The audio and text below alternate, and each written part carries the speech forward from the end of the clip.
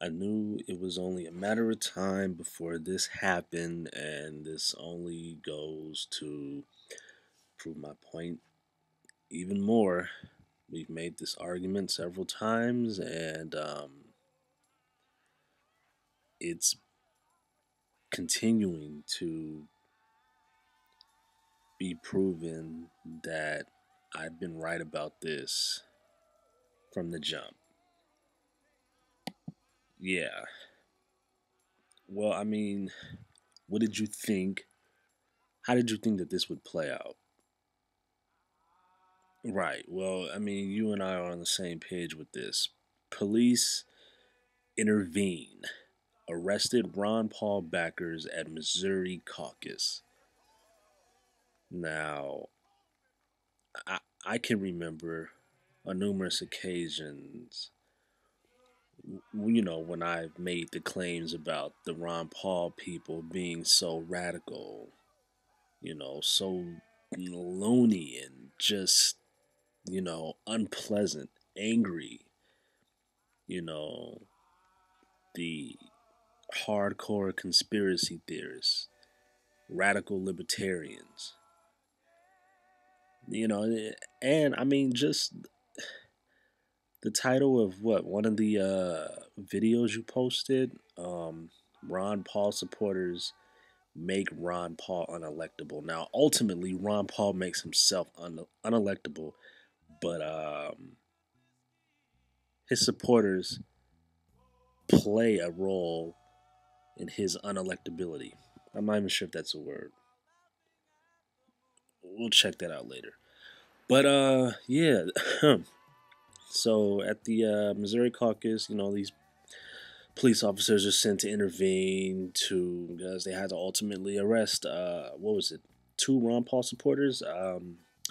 Police and organizers shut down proceedings at one of Missouri's largest caucuses today as Ron Paul supporters feuded with local GOP leaders. Um, I wouldn't expect anything other than that. Let's see, in St. Charles, an exurb of St. Louis, and one of the state's largest GOP counties, Paul supporters sought to elect their own chairman and adopt their own rules when proceeding when proceedings opened, both of which are part of standard caucus rules and procedures. But as they argued with the caucus chair, Paul supporters held video cameras against caucus rules, according to a GOP official who was there, and things became contentious.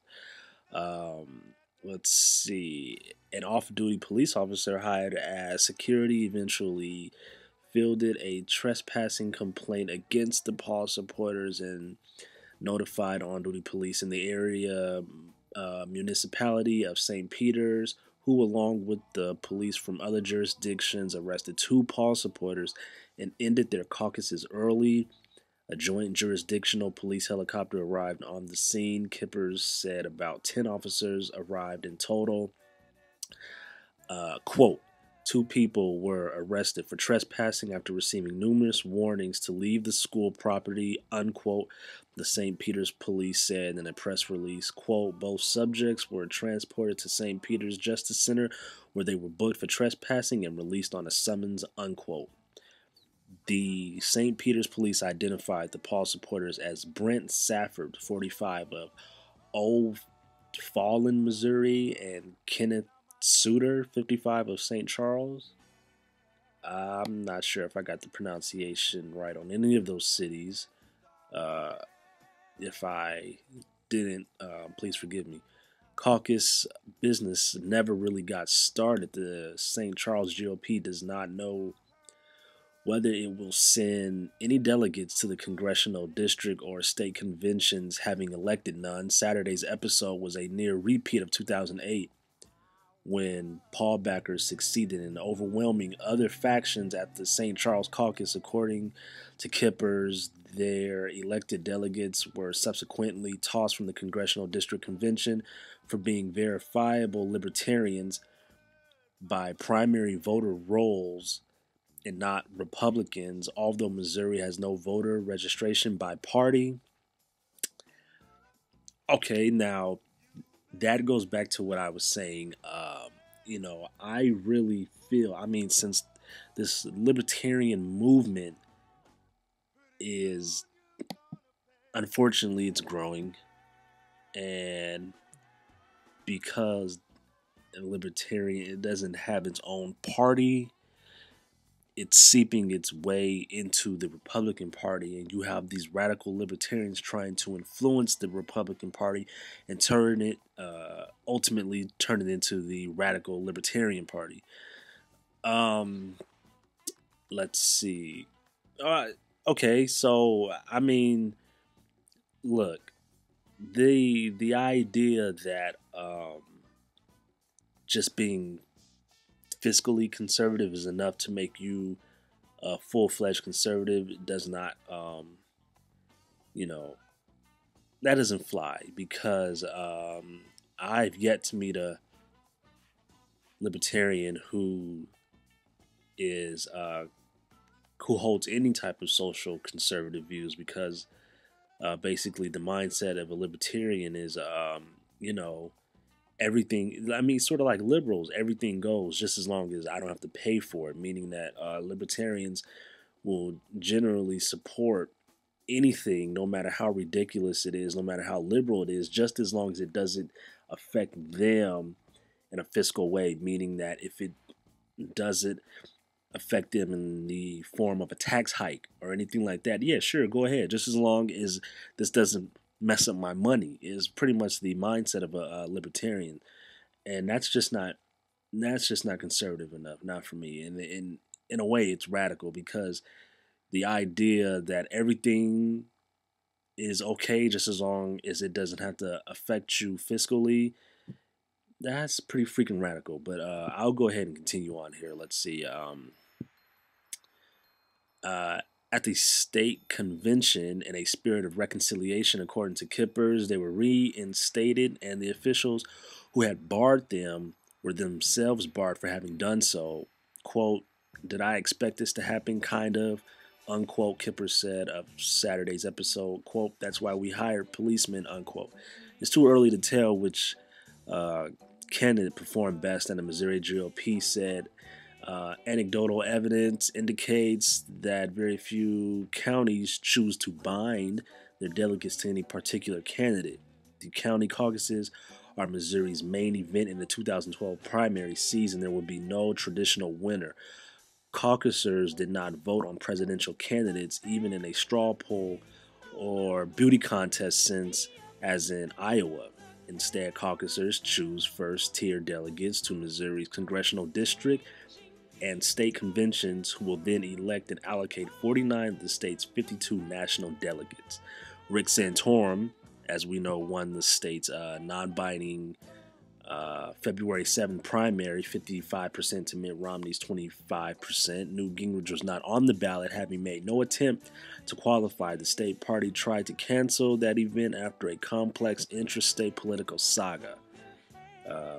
Santorum supporters prevailed in Chesterfield, one of the largest caucus sites in St. Louis County, the only Missouri county holding multiple caucuses. Attendees elected slates of first-tier delegates who support Santorum.